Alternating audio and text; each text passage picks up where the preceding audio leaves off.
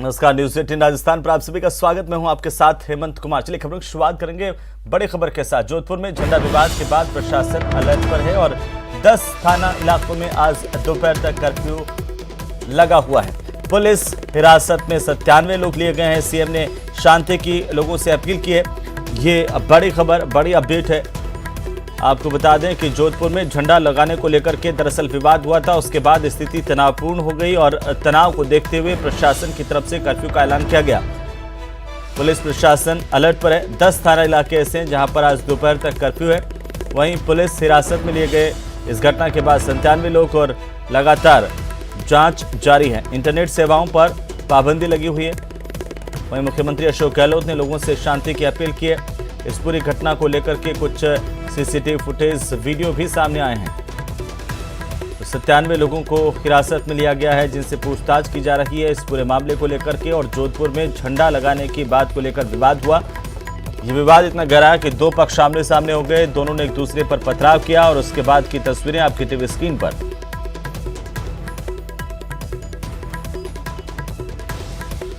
तो जोधपुर के जालोरी गेट इलाके में मंगलवार को हिंसा के बाद प्रशासन की ओर से 10 इलाकों में कर्फ्यू लगाया गया है।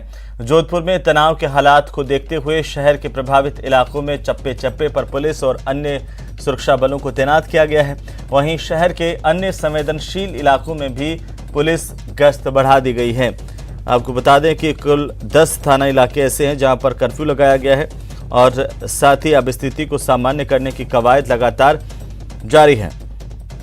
मुख्यमंत्री अशोक गहलोत की ओर से शांति की अपील की गई और जालोरी गेट पर यह विवाद हुआ जो लगातार तनाव में तब्दील हो गया और इसे देखते हुए कर्फ्यू का ऐलान करना पड़ा। जोधपुर में झंडा विवाद को लेकर के अलग अलग तस्वीरें आपकी टीवी स्क्रीन पर। और सबसे जो पहली तस्वीर है अब वो उस वक्त की तस्वीर है जब यह विवाद पैदा हुआ। झंडा लगाने को लेकर के बिस्सा की मूर्ति पर ये दरअसल झंडे को लेकर के विवाद और दो पक्ष इसमें आमने सामने हो गए। दोनों ने एक दूसरे पर पथराव किया, उससे स्थितियां बिगड़ी। सीसीटीवी फुटेज जो सामने आए वो भी आपकी टीवी स्क्रीन पर हम दिखा रहे हैं। बीच की तस्वीरें हैं जो सीसीटीवी की तस्वीरें हैं। दो गुटों में आपस में पत्थरबाजी हुई और अब चप्पे चप्पे पर पुलिस बल की तैनाती है और पुलिस प्रशासन लगातार निगाह बनाए हुए हैं। और इस दौरान 20 से ज्यादा गाड़ियों के शीशे तोड़ दिए गए। एटीएम में भी तोड़फोड़ की गई।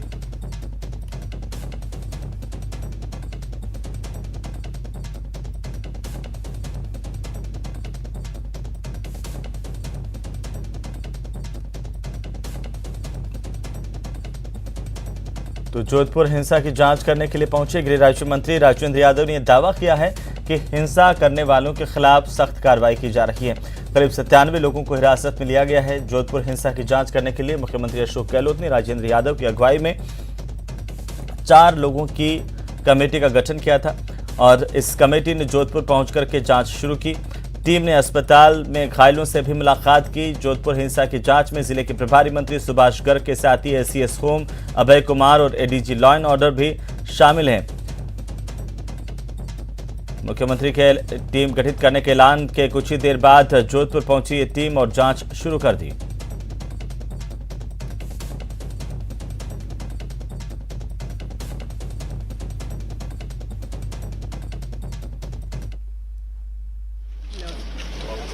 इस घटना की हम पूरा मौका मुआयना करके आए हैं। जहाँ जहाँ घटना हुई है, मोटरसाइकिल की आगजनी हुई है जहाँ, वो भी देखा है। और जहाँ अंदर सुनारों के मोहल्ले में और वहाँ हुआ, वो सब चीज़ें देखी। आक्रोशित होकर के चीज़ें हुई हैं, मगर इसमें धैर्य की ज़रूरत है। एक दूसरे पे आरोप प्रत्यारोप का समय नहीं है। 50 से ऊपर लोग गिरफ्तार हो चुके हैं और प्रशासन की तरफ से अगर किसी कोई कमी पाई गई तो उसके खिलाफ भी सख्त कार्रवाई की जाएगी। ये आपसे वायदा है कि कोई भी चीज ऐसी होगी उसमें ये दूध का दूध पानी का पानी करा करके जो मुलजिम है उनको नहीं छोड़ा जाए। सीसीटीवी पर जो आइडेंटिफाइड उनके लिए एक एक चीज को हम लोग जांच कर रहे हैं। तो वहीं मुख्यमंत्री अशोक गहलोत ने न्यूज 18 पर एक्सक्लूसिव बातचीत में कहा है कि सबको शांति बनाए रखने की कोशिश करनी चाहिए। साथ ही विपक्ष पर भी जमकर निशाना साधा और कहा कि विपक्ष का रवैया असहयोगात्मक रहा है। प्रदेश में जगह जगह से सांप्रदायिक तनाव की खबरें आ रही हैं। करौली के बाद, अलवर के बाद अब जोधपुर में जो है वो तनाव की खबरें आई और सरकार ने मुस्तैदी से उस पर काबू भी पाया। हमारे साथ में प्रदेश के मुखिया मुख्यमंत्री अशोक गहलोत मौजूद हैं, उनसे हम बात करते हैं। सर, जगह जगह से ये घटनाएं सामने आ रही है, क्या इसके पीछे वजहें आपको नजर आ रही है और किस दिशा में सर प्रदेश ये जा रहा है? देखिए, करौली में जब घटना हुई थी तो मैंने कहा था कि ये जिस प्रकार की घटना हो रही है और बीजेपी वाले जिस प्रकार से आह्वान कर रहे हैं और घटना को जिस प्रकार से प्रचार प्रसार करके भड़काने का प्रयास कर रहे हैं, ये कभी नहीं होता है। कहीं आग लगती है तो पहले बुझाया जाता है उसको। तो ऐसे वक्त में अगर कोई मान लो घटना हो भी गई है तो ईमानदारी तब होती है जब हम सब मिलकर के अपील करें पब्लिक से कि भाई भाईचारा शांति सद्भाव बनाए रखो। उल्टा हो रहा है, आरोप लग रहे सरकार पे आरोप लगाओ बाद में, जब शांति हो जाए, सद्भावना पैदा हो जाए, कौन मना करता आपको। जोधपुर में आज यही हुआ है, वहाँ नेता बैठे हुए हैं, केंद्रीय मंत्री बने बैठे हैं, सब लोग आरोप लगा रहे हैं, धरना दे देंगे, धमके दे रहे हैं। ऐसे वक्त में पुलिस का माहौल भी डाउन नहीं करना चाहिए। अगर कोई आपको लगे बाद में तो आप टिप्पणी करो, लिख के भेजो, एक्शन के बारे में कुछ भी करो, आरोप लगाओ सरकार पर, मुख्यमंत्री पर, किसी पे लगाओ। तो ये जो अप्रोच इनकी है बीजेपी की, वो अच्छी नहीं है, ठीक नहीं है। और मैं जहाँ तक जानकारी मुझे है, ऊपर से इनके ऊपर दबाव है सब पे कि आप हर घटना को इस प्रकार प्रचार प्रसारित करो कि सरकार की छवि डैमेज हो। ये इनका षड्यंत्र है। तो सरकार को सर सख्त मैसेज देने की जरूरत है, लगातार आप दे भी रहे हैं, लेकिन बार बार जो है फिर भी इस तरह की घटनाएं हो रही है, तो क्या और सख्त कदम उठाए जाने की आवश्यकता आपको नजर आ रही है? देखिए, करौली के बाद में हमने कदम उठाए थे, तो रामनवमी का जो जुलूस निकले थे, सब जगह शांति रही। राजस्थान में फूल बरसाए गए आपस सब धर्म वाले लोगों ने, और 7 राज्यों में दंगे हुए थे, 7 राज्यों में दंगे हुए। मॉडस ऑपरेंडी वही थी जो करौली में थी, मतलब तरीका वही था दंगों होने का 7 राज्यों में, जो करौली में किया गया वो तरीका अपनाया गया। तो इस प्रकार के षड्यंत्र करके लोग मैदान में उतरे हुए हैं, और जैसे चुनाव नजदीक आएंगे वैसे वैसे प्रयास करें कैसे शांति भंग करें राजस्थान के अंदर भी। सर, आप कहते हैं कि वो ध्रुवीकरण की कोशिश कर रहे हैं, वो भी लगातार आरोप लगाते रहे हैं कि तुष्टीकरण जो है वो कांग्रेस करती है, तो इस पर क्या कहेंगे सर? ये अब उनका जुमला पुराना हो गया है, अब तो नए जुमले की तलाश कर रहे होंगे वो लोग। अभी तो उनको होमवर्क दिया हुआ है कि आप पर प्रदेश में शांति सद्भाव नहीं कायम रहे, सरकार को मुख्यमंत्री बदनाम कैसे करो, ये उनको एजेंडा दिया गया है, ये होमवर्क दिया गया है, उस पर वो लोग चल रहे हैं। क्योंकि 5-7 उम्मीदवार बन गए मुख्यमंत्री के, अब सब में कंपटीशन है, सब बोलते रहते हैं वही उसी भाषा के अंदर, ये स्थिति है। जैसे ही जोधपुर की घटना हुई, आपने लगातार जो है मीटिंग की, अधिकारियों के साथ में 4 सदस्यीय दल वहां पर भेज दिया, तो क्या कड़ी कार्रवाई देखने को मिलेगी? और आपने कहा कि कोई भी जाति का हो, धर्म का हो, वर्ग का हो, सब पर कोई भी दोषी हो बख्शा नहीं जाएगा, तो इस तरह की कार्रवाई देखने को मिलेगी? बिल्कुल, आप देख रहे 90 लोग तो अरेस्ट हो गए हैं, और हम चाहेंगे कि भविष्य के अंदर भी जो है प्रदेश के अंदर, चाहे कोई जाति बिरादरी, जाति धर्म कोई हो, कोई राजनीतिक पार्टी कार्यकर्ता हो, इसको हम अलाउ नहीं करेंगे कि आप हिंसा करो, दंगे भड़काओ, उसमें हम लोग कभी नहीं चाहेंगे कोई भागीदार बने। धन्यवाद। शुक्रिया सर। तो ये है हमारे साथ में मुख्यमंत्री अशोक गहलोत, तो साफ तौर पर कहा कि चाहे अपराधी किसी भी वर्ग का हो, जाति का हो, धर्म का हो, वो बख्शा नहीं जाएगा, और किसी को भी सांप्रदायिक सौहार्द बिगाड़ने की प्रदेश में इजाजत नहीं दी जाएगी। कैमरामैन मान सिंह के साथ दिनेश शर्मा, न्यूज 18 जयपुर। तो वहीं जोधपुर विवाद को दुर्भाग्यपूर्ण बताते हुए मुख्यमंत्री अशोक गहलोत ने जिम्मेदार लोगों के खिलाफ सख्त कार्रवाई करने के निर्देश दिए हैं, लेकिन बीजेपी इस पूरे मामले में सरकार पर गंभीर आरोप लगा रही है। देखिए खास रिपोर्ट।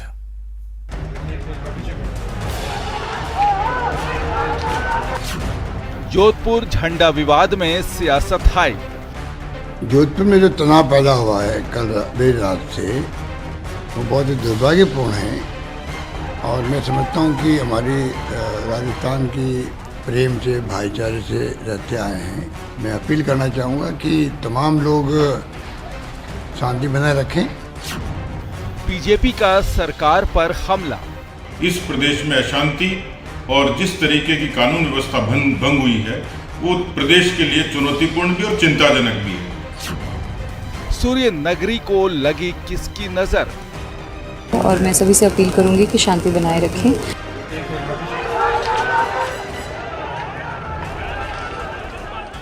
करौली की आग अभी ठंडी भी नहीं हुई थी कि सूर्य नगरी जोधपुर में हिंसा करने वाले अराजक तत्व हावी हो गए।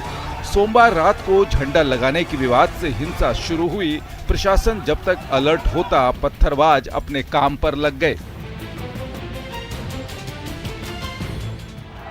उपद्रवियों ने 20 से ज्यादा गाड़ियों के कांच तोड़ दिए और कई एटीएम में भी तोड़फोड़ की तो सूरसागर के विधायक के घर के बाहर भी हंगामा हुआ। पथराव की घटना में एसएचओ समेत कई पुलिसकर्मी घायल हुए हैं। अराजक तत्वों पर काबू पाने के लिए पुलिस ने लाठीचार्ज किया, आंसू गैस के गोले छोड़े और कई लोगों को हिरासत में भी लिया है। जालोरी गेट में सरदारपुरा थाना क्षेत्र में दो पक्षों के बीच में किसी बात को लेकर आपस में कहासुनी हुई और उसके बाद थोड़ी बहुत पत्थरबाजी हुई। स्थिति जो है वो कंट्रोल में कर ली गई है। जोधपुर हिंसा को लेकर जयपुर तक हलचल तेज हुई। जन्मदिन के सभी कार्यक्रम बीच में छोड़कर सीएम अशोक गहलोत ने डीजीपी और सभी वरिष्ठ अधिकारियों के साथ बैठक की और अराजक तत्वों से सख्ती से निपटने के निर्देश दिए। वहीं सीएम ने सभी राजनीतिक दलों से सहयोग की अपील भी की। जो लोग फिर भी ऐसे कोई तत्व एंटी सोशल एलिमेंट आते हैं तो सख्ती से निपटा जाएगा, ये मैंने पुलिस को निर्देश दे दिए हैं। और समय रहते हुए मैं समझता हूँ कि सबको समझना चाहिए, क्योंकि ये तनाव हिंसा का माहौल हित में नहीं है जोधपुर वासियों के भी। कि जो राजनीति में कार्यकर्ता है या नेता है, जनप्रतिनिधि है किसी पार्टी का हो, पहला उसका धर्म होता है कि कैसे वो अपनी पार्टी के लोगों को, अपने मिलने वाले लोगों को, सबको संदेश करे कि किसी भी कीमत पर झगड़ा नहीं होना चाहिए, हिंसा नहीं होना चाहिए। सीएम भले ही शांति की अपील कर रहे हों, लेकिन बीजेपी की तरफ से प्रशासन और सरकार पर सीधे हमले हो रहे हैं। राजस्थान में कानून व्यवस्था ये चुनौती बनी हुई है। शांति प्रिय प्रदेश राजस्थान, जिसकी मिसाल देश में दी जाती थी, आज कांग्रेस पार्टी के अशोक गहलोत की सरपरस्ती में, उनके नेतृत्व में जिस तरीके से तुष्टीकरण की राजनीति के बाद इस प्रदेश में अशांति और जिस तरीके की कानून व्यवस्था भंग हुई है, वो प्रदेश के लिए चुनौतीपूर्ण भी और चिंताजनक भी है। तुष्टीकरण की ये जो राजनीति है, जिसमें भड़काने का काम राजस्थान की सरकार कर रही है, पूरे राजस्थान को मानो तालिबान जैसा बना दिया। ये तुष्टीकरण की राजनीति ही है जिसके कारण ऐसे लोगों की हिम्मत बन जाती है। वहीं केंद्रीय जल शक्ति मंत्री गजेंद्र शेखावत भी जोधपुर पहुंचे, लोगों से मिले और राज्य सरकार पर गंभीर आरोप लगाए। जिस तरह से सरकार के प्रश्रय से सामाजिक वैमनस्य को जिस तरह से बढ़ाया गया है, भारतीय मूल के विषय और भारत की अस्मिता से जुड़े हुए विषयों की खिलाफत करने वाले लोगों को जिस तरह से राजनीतिक रूप से, सरकारी रूप से संरक्षण दिया जा रहा है, उसकी तपिश हम सब के शहर जोधपुर तक भी पहुंची है। ये तो हुई सियासत की बात, लेकिन अब आपको बताते हैं कि सोमवार रात को क्या कुछ हुआ। झड़प की यह घटना जालोरी गेट इलाके की है। यहाँ स्वतंत्रता सेनानी बाल मुकुंद बिस्सा की मूर्ति के पास झंडे लगाए गए थे। ईद के पहले लगाए गए इस झंडे और लाउड स्पीकर को लेकर ही विवाद हुआ। आरोप है कि कुछ देर बाद उस झंडे को हटाकर दूसरा झंडा लगा दिया गया। झंडा विवाद को लेकर मंगलवार की सुबह भी दो पक्षों में झड़प हो गई। दुकानों में तोड़फोड़ हुई तो 2 दर्जन से ज्यादा गाड़ियों के कांच तोड़ दिए गए। बीजेपी की विधायक सूर्यकांता व्यास के घर के बाहर भी उपद्रवियों ने हंगामा किया। हालात को देखते हुए भारी संख्या में पुलिस बल को जालोरी गेट इलाके में तैनात किया गया है। जोधपुर में इंटरनेट सेवा रोक दी गई है तो कई थाना इलाके में कर्फ्यू भी लगा दिया गया है। सीएम खुद मामले की मॉनिटरिंग कर रहे हैं। Ranjan Dave, news 18 network, Jodhpur. तो चलिए आगे बढ़ेंगे और इसी बीच बड़ी खबर हम आपको बता दें, विधायक की दादागिरी सामने आई है। जी हां, बलजीत यादव की दबंगई सामने आई है। नीमराना के जापानी जोन में उन्होंने बिजली काट दी। बलजीत यादव ने 3 जापानी कंपनियों की बिजली काटी है। ग्रामीण इलाके में बिजली नहीं मिलने पर चेतावनी पहले उन्होंने दी थी। विधायक की दादागिरी से उद्योगपतियों में डर है। बड़ी जानकारी इस वक्त की बड़ी खबर हम आपको बता दें। विधायक बलजीत यादव की दबंगई सामने आई है। नीमराना के जापानी जोन में उन्होंने बिजली काटी है। बलजीत यादव ने 3 जापानी कंपनियों की बिजली काट दी है। जानकारी के अनुसार ग्रामीण इलाके में बिजली नहीं मिलने पर पहले उन्होंने चेतावनी जारी की थी और अब विधायक के इस तरह से बिजली काटे जाने को लेकर के उद्योगपतियों में भी डर है। उसमें बिजली कटती है तो, और या अगर लोड पूरा हो जाए, अपने पास सप्लाई रहे, तो उनको मैसेज कर दो इंडस्ट्री को कि भाई ठीक है, अब हम आपकी बिजली चालू रखते हैं। तो ये व्यवस्था करी। आज मैंने नीमराना में रात में आकर के चेक किया, हमारे 220 केवी पे जो जापानी जोन में है, ये सारी इंडस्ट्रियों को यहाँ से बिजली जाती है। हमारे यहाँ पे एक फीडर नंबर 8 के अंदर है एक जापानी कंपनी, उसने नहीं काटा तो हमने पूर्ण रूप से उसकी बिजली काट दी।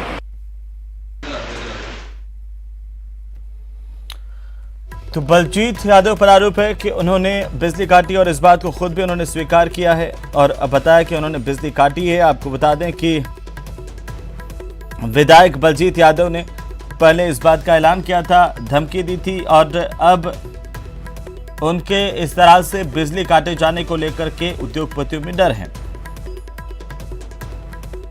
ज्यादा जानकारी के साथ हमारे संवाददाता अलवर से राजेंद्र शर्मा फोन लाइन पर जुड़ चुके हैं। राजेंद्र, आखिरकार क्या कुछ जानकारी इसे लेकर विधायक बलजीत यादव की दबंगई सामने आई है? जी, अलवर जिले के नीमराना औद्योगिक इलाके में बहरोड़ के जो विधायक हैं उनकी दबंगई सरेआम देखने को मिली है कि किस तरीके से जो नीमराना के बिजली 220 केवी जीएसएस में खुद विधायक के द्वारा 3 कंपनियों के लिए जो सप्लाई जा रही थी फीडर, उनमें शट डाउन कर दिया गया। और विधायक का कहना है कि जब आम जनता, गरीब और छात्रों के लिए बिजली की सप्लाई नहीं हो रही है तो उद्योगों को जो इकाइयां उन्हें बिजली की सप्लाई क्यों दी जा रही है। इस बात को लेकर के अगर कोई आम आदमी बिजली जीएसएस में जाकर इस तरीके से करता तो उसके खिलाफ राजकार्य में बाधा, अन्य कई तरीके के मुकदमे दर्ज हो सकते थे। लेकिन क्योंकि विधायक हैं, कांग्रेस समर्थित विधायक हैं, कांग्रेस को सरकार को समर्थन कर रहे हैं, इसलिए ना कोई कार्रवाई की गई और जो बिजली निगम के जो अधिकारी हैं वो उनकी सेवा चाकरी करते दिखाई दे रहे हैं। तो किस तरीके से गहलोत सरकार के इस कार्यकाल में जो विधायक है बहरोड़ से, वो किस तरीके से बिजली निगम के अधिकारियों को पूर्व में भी धमकाने सहित कई तरीके की उनके वीडियो ऑडियो सामने आते रहे हैं। बिजली निगम के अधिकारियों के द्वारा शिकायतें की गई हैं, लेकिन अब उनके द्वारा पहले ही घोषणा कर दी गई थी कि गाँव में बिजली की सप्लाई अगर ज्यादा काटी जाएगी तो वो खुद जाकर के जीएसएस में जो औद्योगिक इकाइयां हैं बहरोड़ नीमराना औद्योगिक क्षेत्रों में उनकी सप्लाई काट देंगे। आखिरकार बीती शाम उनके द्वारा खुद जाकर के सप्लाई काटी गई है। इससे औद्योगिक इकाइयों संचालित करने वाले उद्योगपतियों में रोष है। उद्योगपति लेकिन अभी दबी जुबान में कह रहे हैं कि इस तरीके से अगर जनप्रतिनिधि आकर के उनकी बिजली की सप्लाई को काटेंगे तो आखिरकार उद्योगपति कैसे अपने आप को सुरक्षित महसूस करेंगे। ये बड़ा सवाल उठता है कि उद्योगों की बिजली क्या राजनेता जाकर के खुद काटेंगे तो इससे इस तरीके का माहौल और उद्योगपतियों को, राज्य सरकार एक और तो उद्योग लगाने वाले उद्योगपतियों को पूरा संरक्षण देने की बात कहती है कि उन्हें सब कुछ सुविधाएं मुहैया कराई जाएंगी, एक दूसरी ओर जनप्रतिनिधि खुद जाकर के इस तरीके से बिजली की सप्लाई को काट करके शट डाउन कर रहे हैं। तो ये बड़ा सवाल है कि आखिरकार गहलोत सरकार में विधायकों के खिलाफ एक्शन क्यों नहीं लिया जा रहा। बिल्कुल राजेंद्र, और खुद विधायक इस बात को खुद कह भी रहे हैं कि हाँ उन्होंने बिजली काटी है। इस पूरे मामले को लेकर के बिजली विभाग की ओर से कोई बयान आया है, कोई वक्तव्य दिया गया है? जी, बिजली विभाग यही तो आम और खास का जो अंतर है वो यही शुरू होता है कि जब विधायक वहां पहुंचे हैं तो विधायक के लिए पूरा महकमा खड़ा हो जाता है, अधिकारी हैं वो खड़े हो जाते हैं। किसी के द्वारा ये विरोध नहीं किया गया कि आप खुद जाकर के शट डाउन नहीं कर सकते, अन्यथा बिजली निगम के अधिकारी उन्हें रोक सकते थे कि विधायक खुद जाकर के अंदर जाकर शट डाउन नहीं कर सकते, लेकिन किसी ने ना विरोध किया गया और ना ही उनके खिलाफ किसी तरीके के कोई एफआईआर दी गई है, ना कोई शिकायत की गई है। ये बड़ा सवाल है कि बिजली निगम के बिल्कुल राजेंद्र, आप बने रहिए हमारे साथ। मैं फिर से आपका रुख करूंगा और चलिए आगे बढ़ेंगे और इसी बीच एक बड़ी खबर हम आपको बता दें, बांग्लादेशी रोहिंग्या पकड़े गए हैं। बहरोड पुलिस का एक्शन है। बहरोड पुलिस ने 24 संदिग्ध लोगों को पकड़ा है। रोहिंग्या और बांग्लादेशी होने का शक है। 5 टीम गठित कर दस्तावेजों की इनकी जांच की जा रही है। बांग्लादेश में लगातार फोन पर बातचीत होने का भी संदेह है। हमारे साथ सहयोगी राजेंद्र शर्मा लगातार मौजूद हैं। राजेंद्र, बांग्लादेशी संदिग्धों की को हिरासत में लिया गया है, पकड़ा गया है, क्या कुछ जानकारी से लेकर? जी, बहरोड नीमराना के जो पूरा इलाका है, यहाँ औद्योगिक इकाइयां हैं और पिछले दिनों पुलिस और इंटेलिजेंस को लगातार सूचनाएं मिल रही थी कि कुछ मोबाइल फोन से लगातार बांग्लादेश में बातचीत हो रही है। मोबाइल ट्रेस रिकॉर्डिंग के आधार पर पुलिस के द्वारा टीम गठित की गई और 24 संदिग्ध लोगों को यूं कहें कि पकड़ा है। उन्हें अभी गिरफ्तार नहीं किया है, लेकिन पुलिस उनके दस्तावेजों की जांच की जा रही है, उनकी बोली भाषा जो है वो जांच की जा रही है और बांग्लादेश में किन मोबाइल नंबरों से उनके द्वारा बात की जा रही है वो सारा रिकॉर्ड है, वो तथ्यों की जांच की रही है। 5 टीमें, अलग अलग टीमें बनाई गई हैं जो प्रत्येक जो व्यक्ति है संदिग्ध हैं, यहाँ झुग्गी झोंपड़ियों में रहने वाले जो लोग हैं उन सब की जांच की जा रही है। क्योंकि बड़ी संख्या में जो लोग हैं वो यहाँ आकर के रहते हैं और उनमें पूर्व में भी बांग्लादेशी यहाँ पकड़े गए हैं, तो इसे देखते हुए संदिग्ध लोगों को पकड़कर उनकी पहचान है वो जुटाई जा रही है और ये कोशिश की जा रही है कि इन लोगों के द्वारा जो लगातार बांग्लादेश में बातचीत की जा रही, क्या वो वैध आधार पर रह रहे हैं या किस तरीके से वो सीमा पार करके आकर के यहाँ अवैध रूप से रह रहे हैं, इस बात की जांच की जा रही है। जी, पुलिस की पूछताछ में कोई और भी खुलासे हो सकते हैं जो जिस तरीके से ये तमाम चीजें सामने आई है कि लगातार ये बांग्लादेश में बात कर रहे थे? राजेंद्र जी, पुलिस अभी इस पूरे मामले पर अधिक जानकारी नहीं दे रही है। पुलिस का कहना है कि चूंकि ये पूरा मामला इंटेलिजेंस से जुड़ा हुआ है, किस तरीके से लोग बाहर से आकर के रहे हैं, तो उसके पूरे सभी साक्ष्य एक साथ एकत्रित होने पर जो लोग बांग्लादेशी पाए जाते हैं उन्हें फिर उनके खिलाफ मुकदमा किया जाएगा और उन्हें डिटेंशन सेंटर में भेजा जाएगा और उसके खिलाफ FIR दर्ज होगी और वो ट्रायल में जाएगा। लेकिन क्या पूर्व में इस तरीके से अलवर में कई बार लोग पकड़े गए हैं और उनके खिलाफ कार्रवाई भी हुई है, लेकिन उसके बाद लगातार इस तरीके के मामले सामने आते रहे हैं। जी राजेंद्र, चलिए बहुत बहुत शुक्रिया तमाम जानकारी के लिए। और बहरोड पुलिस ने 24 संदिग्धों को पकड़ा है। रोहिंग्या और बांग्लादेशी होने का शक इन पर है। आपको बता दें कि इस पूरे मामले को लेकर के पुलिस अब तफ्तीश कर रही है। तो चलिए आगे बढ़ेंगे और इसी बीच नागौर से बड़ी खबर है, जहां पर बिंदौरी पर पत्थरबाजी करने का मामला सामने आया। नागौर में बिंदौरी पर पथराव किया गया। नागौर के दधवाड़ा गांव में दलित दूल्हे की बिंदौरी निकाली जा रही थी और इसी दौरान समाज कंटकों ने पथराव किया। दलित दूल्हे की बिंदौरी निकली थी। पुलिस सुरक्षा में ये बिंदौरी निकाली जा रही थी, लेकिन पुलिस की मौजूदगी में इन असामाजिक तत्वों ने इस बिंदौरी पर पथराव किया। थोड़ी दूरी कम होने के बाद ये पथराव शुरू हुआ। पथराव में 6 लोग घायल हुए और 20 से ज्यादा लोगों के खिलाफ केस दर्ज किया गया है। इस पूरे मामले को लेकर के गोटन पुलिस सवालों के घेरे में है। 2 दिन पहले ही पीड़ितों की ओर से पुलिस में इससे लेकर लिखित में शिकायत दर्ज करवाई गई थी और इसके बाद पूरे पुलिस जाब्ते के बीच में ये दलित दुल्हों की बिंदौरी निकाली जा रही थी और इसी दौरान राजपूत समाज के लोगों पर आरोप है कि उन्होंने पथराव किया। पुलिस की मौजूदगी में इस दलित दूल्हे की बिंदौरी पर पथराव किया गया। दलित दूल्हे के घोड़ी पर बैठने को लेकर के ऐतराज यहां पर जताया गया था। पुलिस की मौजूदगी में हुए इस पथराव के बावजूद भी गोटन पुलिस की ओर से कार्रवाई में ढिलाई को लेकर के दलित समाज के लोगों ने रात को गोटन थाने के बाहर धरना दिया, प्रदर्शन किया और पीड़ितों को चोटें आई हैं। बहरहाल इस पूरे मामले को लेकर के पुलिस पर कई सवाल खड़े हो रहे हैं। आरोप यह भी है कि पुलिस ने पीड़ितों में से ही एक युवक को गिरफ्तार कर लिया। हालांकि इस पूरे मामले पर गोटन थाना प्रभारी कार्रवाई की बात कह रहे हैं। बड़ी खबर है इस वक्त की, नागौर में दलित दूल्हे की बिंदौरी निकाली जा रही थी और इसी दौरान राजपूत समाज के लोगों ने घोड़ी पर बैठने को लेकर के ऐतराज जताते हुए पथराव किया है। पुलिस प्रशासन की मौजूदगी में यह पथराव हुआ। देर रात तक दूल्हे और उसके परिवार वाले न्याय को लेकर गोटन थाने के बाहर बैठे रहे। हालांकि इसके बाद FIR दर्ज की गई है। 20 से ज्यादा लोगों के खिलाफ केस दर्ज किया गया है, लेकिन नागौर पुलिस पर सवाल है कि उन्होंने पीड़ितों पर ही मुकदमा दर्ज कर एक पीड़ित युवक को हिरासत में ले लिया, उसे गिरफ्तार किया।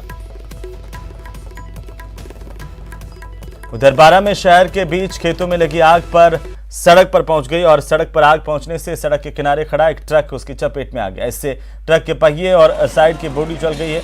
ड्राइवर ने आग लगे ट्रक को जैसे तैसे आगे बढ़ा करके ट्रक को बचाया। वहीं खेतों के रिहायशी इलाका होने की वजह से आसपास में रहने वाले स्थानीय लोगों में अफरा तफरी मच गई। स्थानीय लोगों की सूचना पर पहुंची पुलिस ने काफी देर बाद दमकल यहां पर पहुंची और कड़ी मशक्कत के बाद इस आग पर काबू पाया गया। दो तस्वीरें इस आग को लेकर के। बारां से बड़ी खबर है, जहां आग से अफरा तफरी का माहौल देखने को मिला है।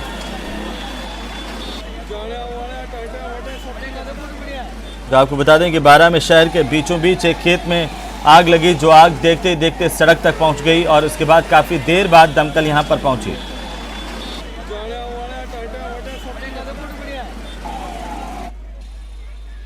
उधर अलवर के वार्ड संख्या 18 के भीकम सैयद मोहल्ले में पीने के पानी की किल्लत से परेशान महिलाओं ने मटकी फोड़कर विरोध जाहिर किया है। महिलाओं ने सरकार और जलदाय विभाग के खिलाफ जमकर नारेबाजी की, साथ ही अधिकारियों से पानी की सप्लाई देने की मांग की है। महिलाओं का यह कहना है कि पूरे वार्ड में 3 साल से जलापूर्ति की समस्या है। सारा दिन टैंकरों और दूसरे वार्ड और प्याऊ से पानी लाने में गुजर जाता है। इसकी वजह से उनके रोजमर्रा के काम भी प्रभावित हो रहे हैं। पानी नहीं मिलने से लोग परेशान हैं। आक्रोशित लोगों ने मटकी फोड़ का प्रदर्शन किया है। पानी नहीं आता, 3 साल हो चुके हैं। बार बार जाते हैं, आश्वासन मिल जाता है और पानी की कार्रवाई नहीं होती। इसलिए 3 महीने से पानी नहीं आ रहा है और इसलिए इस जगह हमको टैंकर मंगवाने पड़ते हैं। ये बात है, हम परेशान हैं। कितनी बार आप जलदाय विभाग के चक्कर लगा चुके? 4 बार हुआ है और एक बार भी सुनाई नहीं की। वहीं प्रधानमंत्री नरेंद्र मोदी यूरोप के 3 देशों के दौरे पर हैं। जर्मनी के बाद अब दूसरे दिन पीएम मोदी डेनमार्क पहुंचे हैं। यहां पर एयरपोर्ट पर उनका जोरदार स्वागत किया गया। डेनमार्क की पीएम ने प्रधानमंत्री मोदी को रिसीव किया। वहीं प्रधानमंत्री मोदी ने यहां पर भारतीयों को भी संबोधित किया। इसके अलावा प्रधानमंत्री भारतीयों के साथ ढोल पर हाथ आजमाते हुए भी नजर आए। पीएम मोदी का ये वीडियो खूब पसंद हो रहा है और पीएम मोदी के दौरे को लेकर भारतीयों में यहां पर काफी उत्साह देखने को मिल रहा है।